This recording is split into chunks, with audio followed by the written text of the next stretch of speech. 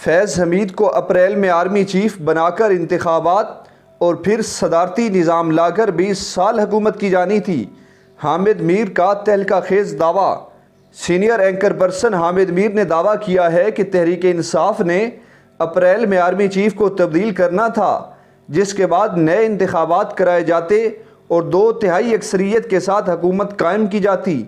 تحریک انصاف کی نئی حکومت آئین میں ترمیم کر کے صدارتی نظام نافذ کرتی اور آئندہ 15 سے 20 برس کے لیے حکومت کرتی، لیکن پیپلز پارٹی نے ان کا یہ منصوبہ ناکام بنا دیا۔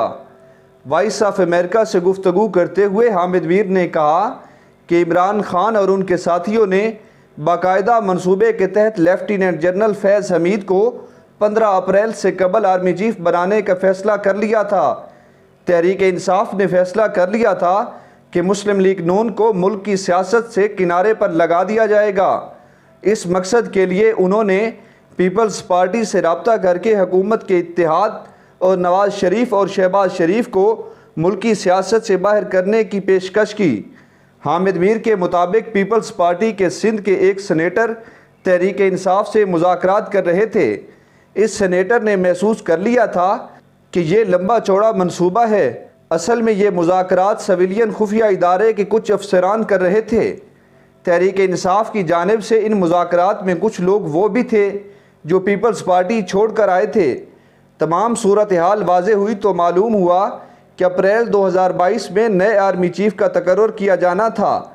اس کے بعد 2022 کے اختتام تک انتخابات کرائے جانے تھے، جس میں تحریک انصاف کو 2/3 اکثریت دلائی جانی تھی۔ اس کے بعد تحریک انصاف نے آئین میں ترمیم کر کے صدارتی نظام لانا تھا اور 18ویں ترمیم ختم کی جانی تھی۔ اس کے علاوہ کالا باغ ڈیم بھی بنایا جانا تھا۔ انہوں نے کہا کہ پیپلز پارٹی کو ساتھ دینے کا کہا تو گیا تھا، لیکن حقیقت میں انہیں صرف استعمال کیا جانا تھا۔ انہوں نے کہا کہ رواں برس اپریل میں اگر لیفٹیننٹ جنرل فیض حمید آرمی چیف بن جاتے تو اس کے بعد مسلم لیگ نون کی سیاست ختم ہو جاتی۔ اس وجہ سے عمران خان کی کوشش تھی کہ فیض حمید ISI کے ڈائریکٹر جنرل کے عہدے پر برقرار رہیں۔ جب یہ بات army chief general Qamar Javed Bajwa تک پہنچی تو انہوں نے DGISI لیفٹیننٹ جنرل فیض حمید کے تبادلے کے معاملے پر فوج کے اندر فیصلہ کیا کہ فوج کو نیوٹرل رہنا ہے۔